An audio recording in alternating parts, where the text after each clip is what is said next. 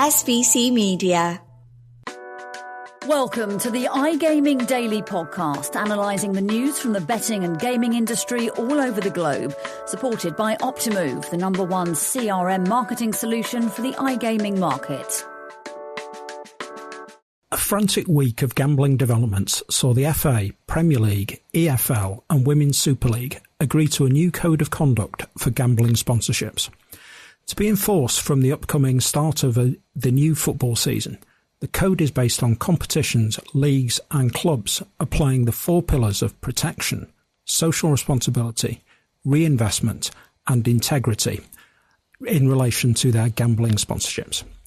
FA and league bosses believe that the code will uphold all regulatory objectives set by the Gambling Review in how gambling and betting is promoted to the football audiences. However, are the code's measures sufficient to quash the growing calls from reformists on the government to intervene on gambling sponsorships, taking away control from football authorities? I'm Martyn Elliott and welcome to today's edition of iGaming Daily, brought to you in partnership with Optimove, the #1 CRM marketing solution for the iGaming market. As a special offer, Optimove is offering new clients a free first month. For more information and to claim the free first month, please go to optimove.com/SBC. Now, joining me today to discuss the ever-controversial issue of football sponsorships are Ted Menmuir, SBC's Content Director, and Ted Orme-Claye, editor of Insider Sport and payment expert. How are you doing today, Ted, down there in London? Fantastic. Hottest day of the summer or the year, and keeping myself fresh with a cold latte. So doing well, Martyn. Nice. Things can't get better. I could have sworn you were going to say lager when you started with the cold latte. Yeah. And Ted, what about you? Because it's also sweltering up here in Manchester to the point where, in the first time in living memory, we haven't had to have the heating on in the office. Yeah, it's made quite an interesting change, really, from pouring rain and Arctic wind and so on. Yeah, it's been manageable though. I think not been too bad. Yeah, it'll never catch on up here, this warm weather idea. Then. No. It's for the south, I think. People will be far too resistant to it, I think. Yeah, people weren't even happy about HS2 and the trains coming up here, let alone like Spanish style weather. Outrageous.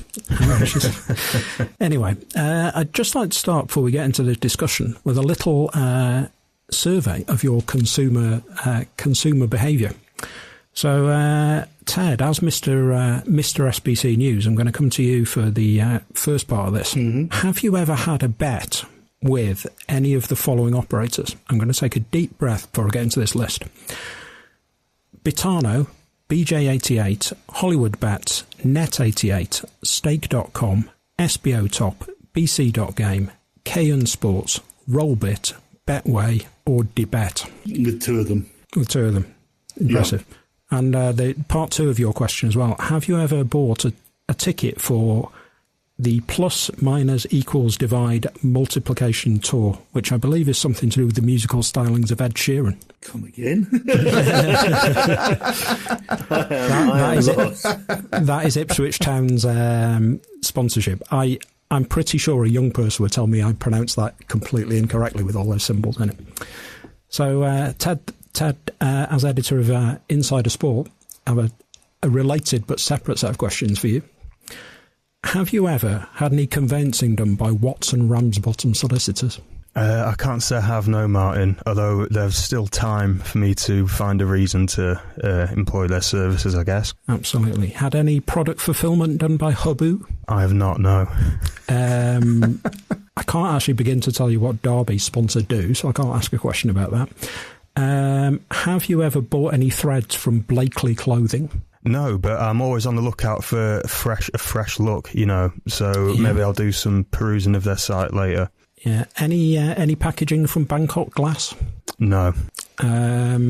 There's a whole list of these. What about dry rot fixed by Classic Builders, maybe? When I finally get myself on the housing market, I'll give those guys a shout. Okay. Taking a degree at University of Portsmouth? There's always a chance to expand my skills. Yeah. And have you bought a PVC door curtain from Par Group? I think I'll refer back to my question about the property market. Okay. And once again, have you? I don't know what this company do, but ever done something with guavas with my guava? I don't even think I've ever eaten guava, you know. No. You know, like maybe I'd like a can of like fizzy drink that's guava flavoured or something. Do Rio still do? Is it Rio who do, or Rubicon? I think who do guava. Okay. I'm not familiar with the product, but anyway, the point of this is just to illustrate the kind of importance of betting sponsorships within English football.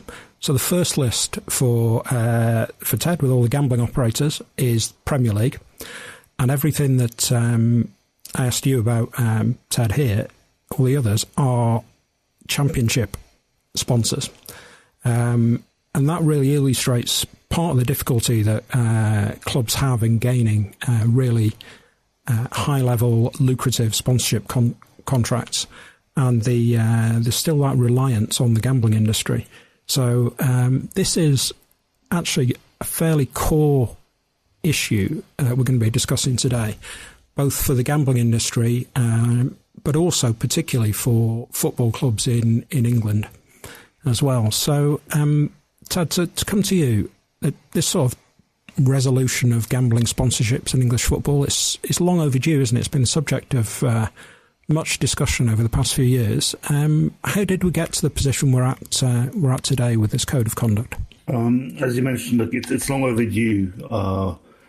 I really don't want to kind of redact kind of 2 years of the whole debate and what's been put through the Parliament, but if we can just revert back to when the Gambling Review's white paper was published in April 2023 of last year, and if we recall, on the marketing segment of the Gambling Review, the actual paper related to marketing and sponsorship was kept quite vague. And what the government, and especially DCMS, required, it said that it would allow sports bodies and sports leagues that have a connection with gambling or have quite big exposure to gambling to form their own code of conduct related to gambling sponsorships. In the end, the code of conduct must respect current cap laws and must be worked in the framework of the Gambling Review to be implemented. And they wanted it to uphold integrity, social responsibility, but most importantly, to protect underage and vulnerable audiences. This is kind of English football's unified response to that mandate of the Gambling Review. Sure, and Ted, looking at some of the practical things, which you cover quite a lot on Insider Sport, I guess one thing which the football industry did reasonably well to deflect this is that, you know, gambling sponsorships are coming off the front of Premier League shirts in 2 years' time, something like that. There'll be a sort of self-imposed embargo on those, not embargo, self-imposed restriction on those coming in at that point. So are there any other sort of implications that come from either the Gambling Review or for the from this code itself that sort of apply to that will drive the practicalities of how sponsorships can be used in English football? I think the first one to address is obviously, as you mentioned, the fact that these betting partnerships are going to be relegated from the front of shirt, if we want to use a football-related sort of half pun, and will from 2026 to 27, from the end of the 2026-27 season, they're just going to be on on shirt sleeves and around like perimeter advertising and things like that.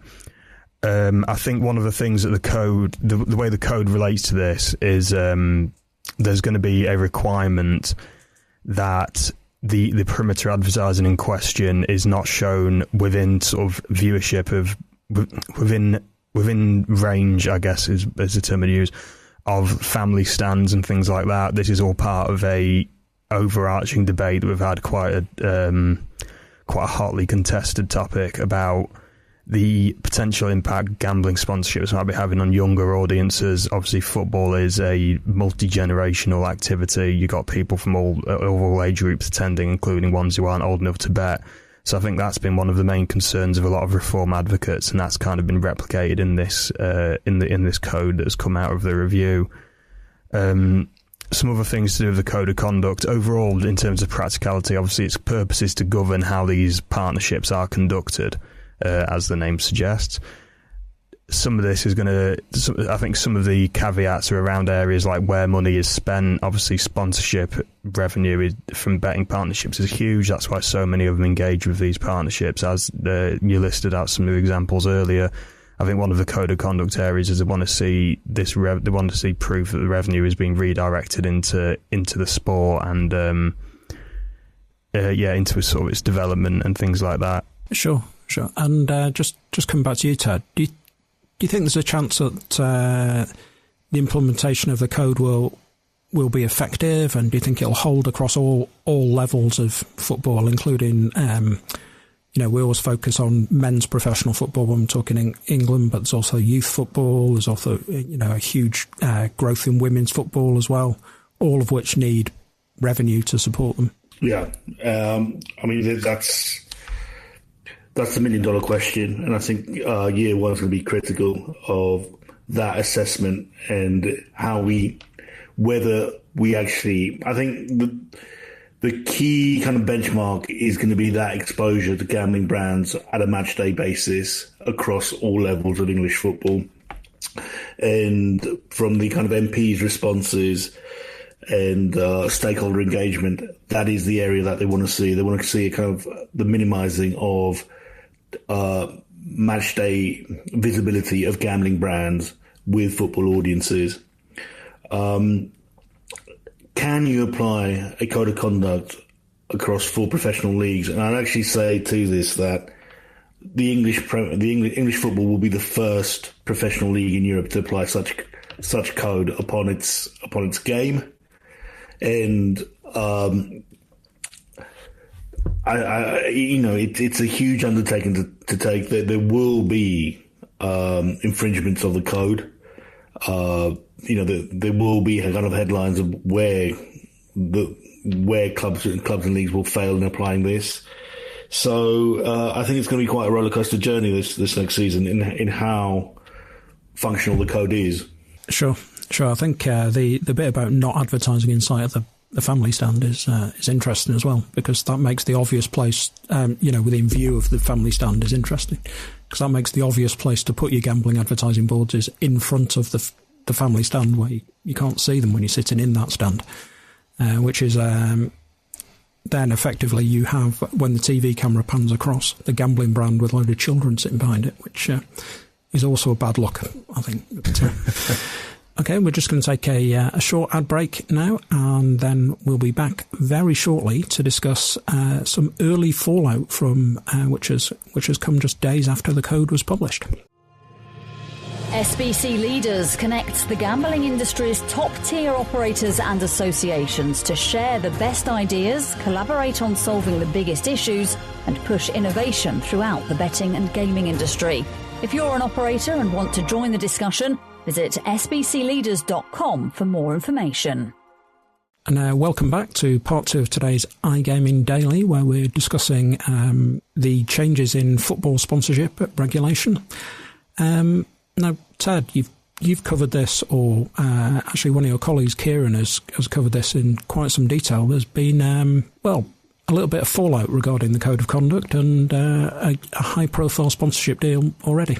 Yeah, I mean, the Code of Conduct, even from its initial announcement in the Gambling Act Review White Paper last year, has always had a bit of an icy reception from some aspects of this debate. Obviously, as you'd expect from the reform advocates and the campaigners in particular, it had been quite a vocal objective of a lot of gambling reform advocates for quite a while that they wanted to see a sort of a complete ban on sports sponsorship activities, particularly in football. But I think a lot of them wanted to see it go further than that. The argument that a lot of sports authorities had to counter this was that the revenue is really important, particularly to the lower leagues of English football and to like rugby league, for example, and other sports. So there was initial fallout to the code from that. I think the white paper, a lot of advocates felt that it didn't go far enough in really addressing the relationship between betting and sports that exists in British society. But yeah, so the more recent example of fallout in relation to this code, kind of in the context of it coming in. As you said, my colleague Kieran on Insider Sport has written quite a good article about this. The UK Gambling Commission, I think it was late last week, kind of advised Nottingham Forest and Crystal Palace about their relationship with Quell Sports, which was one of the operators you listed in the introduction earlier. Quell, I believe, are no longer licensed in the UK due to their white label agreement with an Isle of Man-based company expiring. This then goes against... Not just, I think, obviously this goes against the provision of the code, which is the English football clubs, because obviously this doesn't apply to the Scottish League.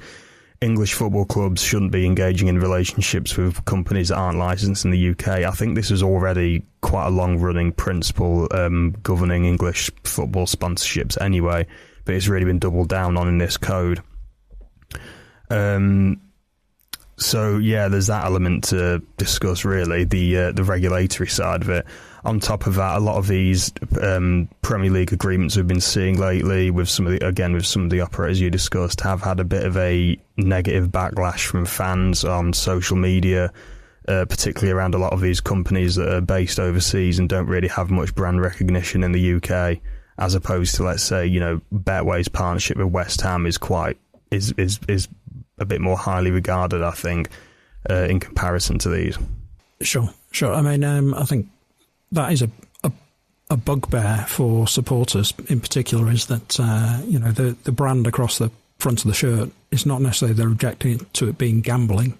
A lot of it is gambling from an unknown company that doesn't really have a presence in the local community or do anything much in the local community that is positive.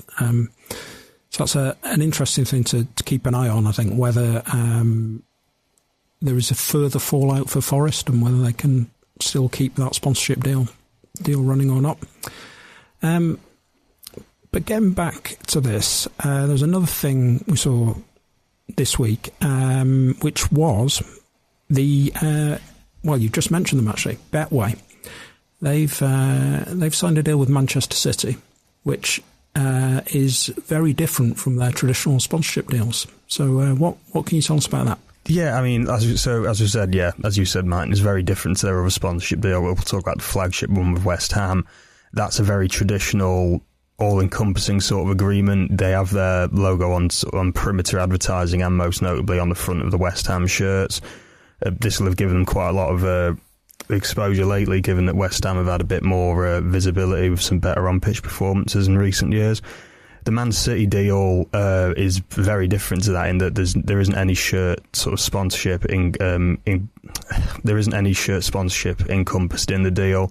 Obviously, I mean, Man City already have quite a prominent partnership with Etihad anyway, which is both their front of shirt partner and their stadium naming rights partner. The Betway deal is just going to focus predominantly on in-stadium advertising, I think, as well as, I'd imagine, some sort of like social media and digital presence. So I think that's really falling in line with both the upcoming front of shirt sponsorship ban, as well as the code of conduct that's come into place. I think that's kind of an example of Betway really getting with the times and thinking about how they can approach these partnerships in more of a modern way, I guess you could say, in the context of the recent regulatory developments and changes with the Premier League's own self-governance around these partnerships. I think this is going to be something that's going to become quite defining moving forward. Sure. So one sort of follow-up question. We talked about the front of shirt ban coming in. Are Premier League clubs still going to be able to sign those sort of those training kit deals, where you then see the player in his training kit on Instagram every day during the week and on the subs bench and so on at the weekend? I think they are, yeah. I think the main aspect of the ban is just going to be match day kits. The training wear kit will still be able to. I mean, we've already seen that lately, haven't we? BetMGM have partnered with Tottenham Hotspur in one of these sort of deals. like you say, this is actually quite a significant one, because there's on social media, Instagram, Twitter, Facebook and so on, TikTok now increasingly as well, you're always going to see videos and clips and pictures from training sessions where this branding will be featured on it. So that's quite a significant part of sort of modern football's digital presence, I guess. It'll be interesting to see if that ends up getting addressed in a couple of years' time in any sort of regulatory sense. If it could end up getting raised within the context of these long-running debates we're seeing around betting sponsorship and marketing. Sure. And Ted, coming back to you, there's a lot in the code about sort of social responsibility, and also part of that is reinvestment in football. Is there any detail in the code about how that is actually going to be implemented? How is that going to be monitored, and how we're going to make sure clubs are actually living up to their commitments? Okay, so from the start of next season, clubs are going to have to file in with the leagues and the UK Gambling Commission their performance reports or their updates on the gambling sponsorships, what social initiatives have been initiated. Also, the coverage and visibility of the brand within the match day, where the brand has been promoted. So there's going to be a much closer inspection of how the sponsorships are undertaken. Also, as Ted detailed, there has to be a filing of a monetary filing on the reinvestment made by that sponsorship towards the club and its community. So again, lots of kind of prominent stuff coming in from the code on integrity and the social responsibility. I think this is going to point towards kind of two tiers of gambling sponsorship: either those that do it correctly and apply kind of new provisions to their sponsorships and really kind of move away from sponsorship just being a promotion to,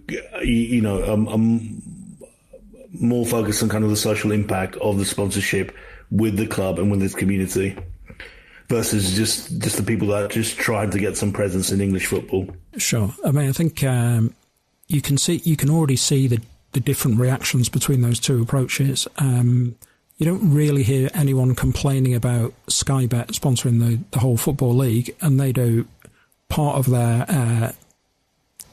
their agreement with the Football League is they reinvest a load of money in local communities, and every club in the Football League has a sort of supporters community trust, which Sky Bet donate a lot of money to, and so on. So that's all quite well received. And having supported a club that had one of these sort of Asian betting operators on the front of the shirt for a long time, I can tell you that was really unpopular with supporters who viewed it as just being completely alien to the values of the club and the values of the supporter base. So it's if we push a bit more in that direction of the Sky Bet deal, I think that'll be a good thing overall, both for football and for supporters and for the gambling industry itself. So just to finish off now, I'm asking you to get your crystal ball out, as I usually do at the end of these things. Do you think the implementation of this code will quell the sort of demand of gambling reform campaigners that English football has to end its relationship with gambling? I'll go first. I'll say no. I mean, there's certainly going to be some people who might think it's gone far enough, but as I said earlier, when the white paper itself was published, there were quite a few voices across this debate. People have been quite vocal on it on this topic for quite a while in both public and political circles, who didn't feel it had gone far enough and were quite openly disappointed with it. I don't really see that debate ending anytime soon. Okay, I think I've got a more kind of positive view. I think that the code can take the debate on gambling sponsorships to a better platform. I think that can be done if it has that kind of transparency from DCMS and the leagues and the Gambling Commission, where they're saying, look, the people that are doing it right are reinvesting, and it's visible in communities and the grassroots elements of the sport. You can never fight against the headlines. There will be kind of infringements of the code. There will be bad sponsorships there. Those are the ones that need to be kind of kicked out or phased out of football. And then this is also, the code is kind of inbound with the Premier League phasing out front of shirt sponsorships by 2026. I think that the UK and the Gambling Review can lead other jurisdictions and other areas in Europe where they're dealing with these matters in how to apply sports sponsorship. And if it does that, it's a very, very big achievement. I think that gambling can form a part of sports, but it has to be conducted in a much better manner, and it has to have kind of a social impact. And I think that's what leadership actually wants at the end of the day, and it can get there. It just needs kind of better boundaries to be formed. Sure, I'm absolutely with you, Ted. I think this is an overwhelmingly positive development, and you might see some casualties along the way, but I think we'll be, in a couple of years' time, we'll look back on this as a really important step towards both an actual healthier relationship between gambling and professional sport, and also a better public image for that relationship as well. So, interesting times. But anyway, Ted, thank you very much for joining me today, and thanks for listening, and we'll be back again tomorrow with another edition of iGaming Daily. Thank you for listening to today's iGaming Daily podcast, supported by Optimove, the #1 CRM marketing solution for the iGaming market. If you want to find out more about some of the subjects raised today, feel free to explore any of the sites in the SBC News network, or check out the latest edition of the SBC Leaders magazine. Happy reading.